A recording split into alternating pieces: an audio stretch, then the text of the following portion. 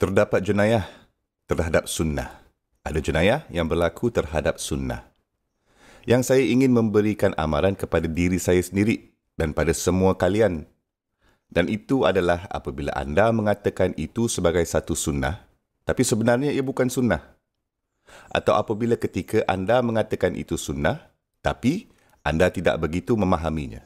Dan macam mana atau pada masa bila sesuatu sunnah itu didirikan. Jadi, anda membuatkan kesimpulan sendiri mengenai sunnah itu, hadis itu. Okey, berkenaan dengan hadis misalnya, Rasulullah SAW mengatakannya di tempat yang tertentu.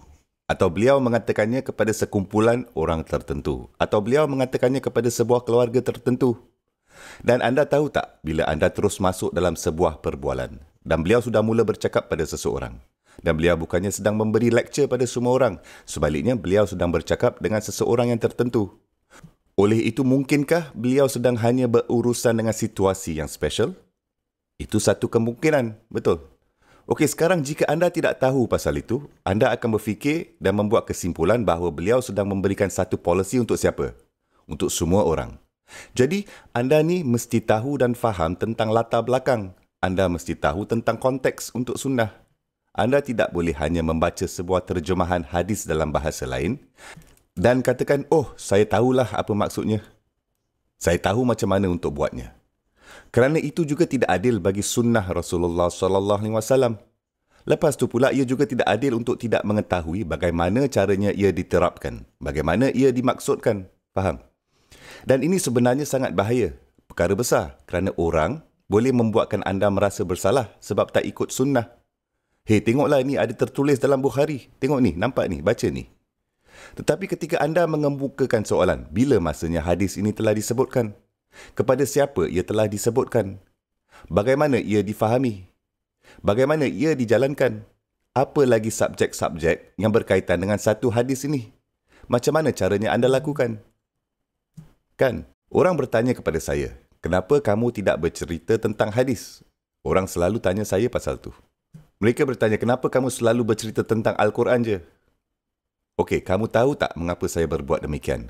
Kerana saya sangat sayangkan sunnah sehingga saya begitu takut untuk membincangkan sesuatu yang saya belum faham dengan betul, dengan baik, belum faham dengan sepenuhnya. Dan jika saya mempunyai soalan mengenai hadis, saya terus ambil flight. Saya terus terbang terus dan pergi jumpa muhadis dan duduk bersama mereka dan bertanyakan kepada mereka sebab saya mahu memahaminya dengan betul. Sebab ia telah berlaku dengan terlalu banyak kali dah jadi dalam hidup saya sendiri semasa saya belajar mengenai Islam dan saya belajar mengenai hadis. Dan saya duduk dalam halakah dan seseorang menerangkannya kepada saya.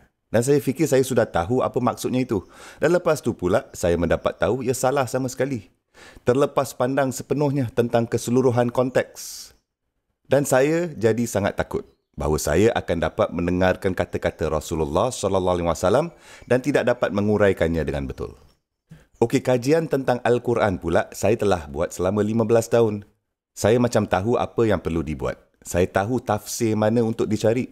Saya tahu sumber bahasa mana yang patut dicari dan kitab-kitab yang perlu dipelajari.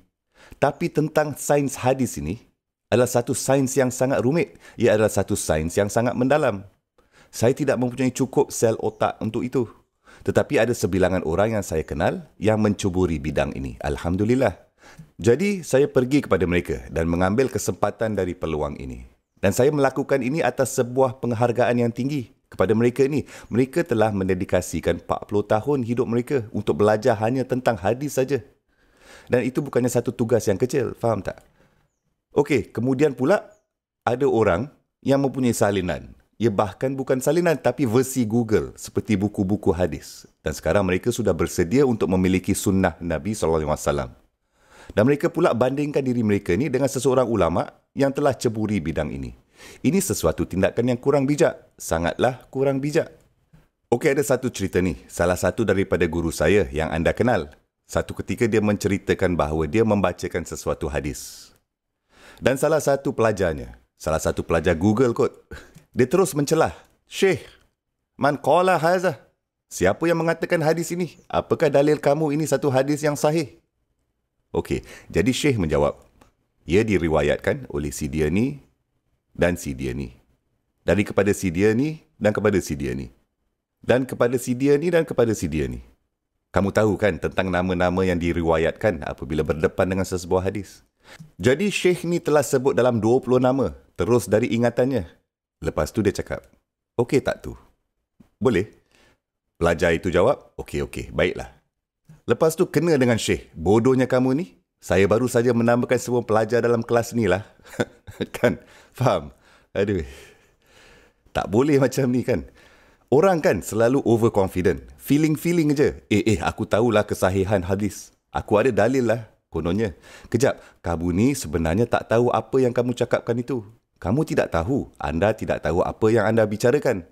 Anda tahu tak, ia sangat susah bagi orang untuk dapat menerima apa yang mereka tidak tahu. Apa yang mereka tidak faham. Sangat sukar untuk mereka terima kenyataan itu. Semoga Allah Azza wa Jalla tidak membuatkan saya dari kalangan orang-orang seperti itu.